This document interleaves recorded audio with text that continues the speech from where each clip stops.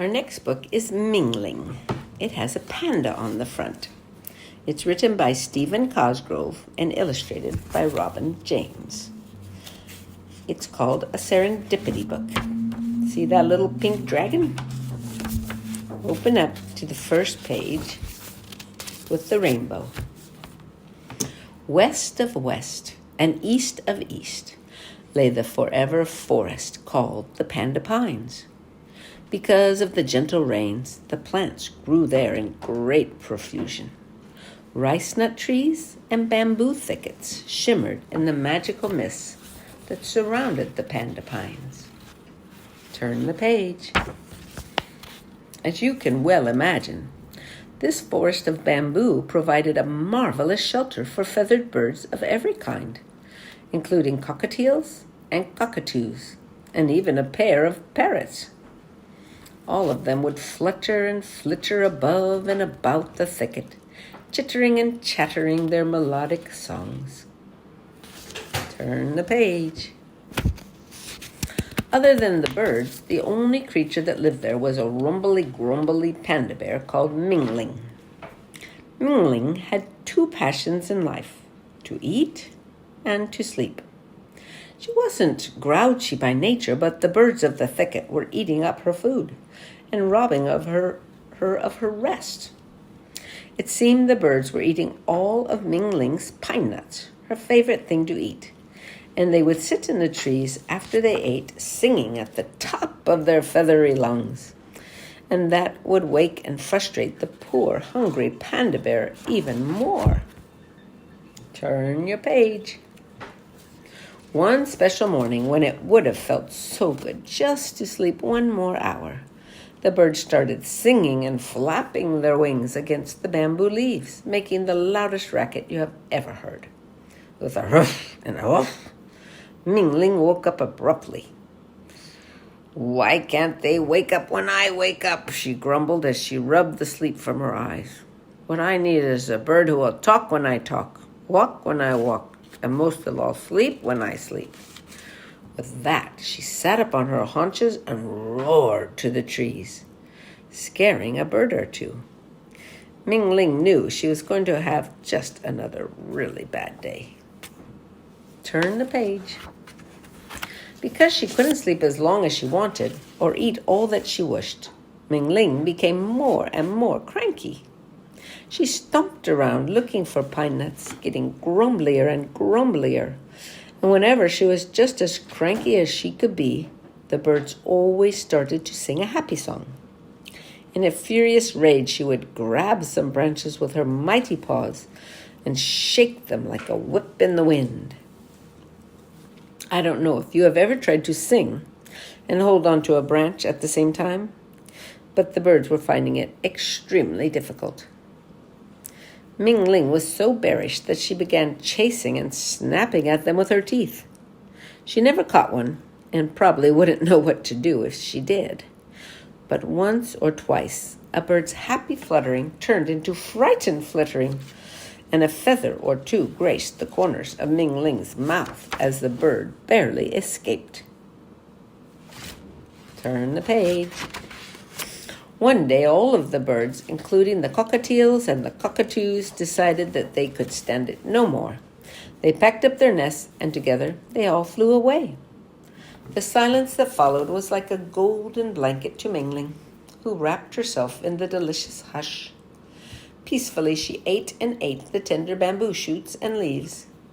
It was so absolutely still that she almost started to giggle once or twice. But that would have broken the warm, gentle stillness of the day. It was so perfectly quiet that when she finished eating her fill, she curled up into a soft, furry ball, and with no one and no bird to distract her, she fell fast asleep. Turn the page. Minutes turned to hours. Hours turned to days. Days turned to weeks. Suddenly, the peace and quiet of the thicket began to press on Ling's ears. Just as the birds had made too much noise, now the silence hung heavy on her shoulders. She wandered throughout the panda pines, searching high and low for even one bird, but none could be found. Finally, as Ming Ling gave up, resigned to her fate, she spied a rather plump red parrot sitting on a bamboo branch. She looked at the parrot, and the parrot looked at her, and neither spoke a word. Finally, Ming Ling could take the silence no longer. She said, "Do you speak?" The parrot cocked its head to one side and, staring at Ming Ling with one silly eye, said, "Do you speak?" Ming Ling slowly scratched her head and said, "Well, of course, but do you speak?" The parrot paced from one end of the branch to the other and said, "Well, of course, but do you speak?" Ming Ling growled, "You're being silly." Then the parrot growled, "You're being silly." Ming Ling's eyes opened wide with amazement. Why, she had found the perfect bird. A bird who would sleep when she slept, and talk when she talked, and say the words she loved to hear, her own. Turn the page. "This is just great," Ming Ling thought to herself. "This is my kind of bird." And she began to walk slowly around the tree as the parrot mimicked her every move. "Panda bears are great," she snickered out loud. The parrot, true to his name, snickered right back. "Panda bears are great." "And Ming Ling is the greatest of all," she laughed into her furry paws. "And Ming Ling is the greatest," the parrot laughed into its feathered wing. With a smile as wide as the panda pines, Ming Ling, with the parrot waddling right behind, giggled her way into the forest. The next day, after the sun had been up for an hour or more, did you turn the page? Ming Ling stretched in the warm leaves that were her nest. "Oh, what a gorgeous morning," she yawned. Above her, she heard some feathers rustle, and a squawking voice yawned right back. "What a gorgeous morning." And so it went from day to day, with the Ming Ling talking on, and the parrot repeating her every word. Turn the page.